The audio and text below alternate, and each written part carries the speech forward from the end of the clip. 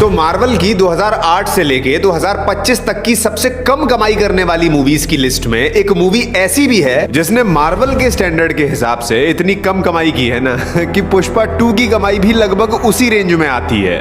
वो 5 मूवीज कौन सी हैं और उन्होंने कितनी कमाई की है। तो सबसे कम कमाई करने के मामले में नंबर 5 पे है इटर्नल्स। इसने कमाई की $402 मिलियन, यानी कि करीब 3500 करोड़ रुपए की। और इस मूवी की कमाई कम इसलिए है क्योंकि ये कोविड के टाइम पे रिलीज हुई थी। इसके बाद नंबर 4 पे है black window with a collection of $380 million, यानी कि करीब 3370 करोड़ रुपए। और इसकी कमाई भी इसलिए कम है क्योंकि ये भी कोविड के टाइम पे रिलीज हुई थी, प्लस ये सेम टाइम पे OTT पे भी रिलीज हुई थी। इसके बाद नंबर 3 पे है कैप्टन अमेरिका का पार्ट 1, जिसने कमाए 370 मिलियन। अब ऑब्वियसली इसकी कम कमाई का रीजन ये है कि ये 2011 में रिलीज हुई थी और उस टाइम के हिसाब से ये कलेक्शन काफी अच्छा है। इसके बाद नंबर 2 पे है द इनक्रेडिबल हल्क, जिसने कमाई 265 मिलियन। लेकिन ये बात भी 2008 के टाइम की है, तो ये उतनी ज्यादा खराब नहीं है। बट फाइनली नंबर 1 पे जो आइकॉनिक मूवी है उसकी तारीफ में तो शब्द कम पड़ जाएंगे। देखो, मार्वल की सबसे ज्यादा कमाई वाली मूवीज में कैप्टन मार्वल का नाम भी आता है, जिसने $1100 मिलियन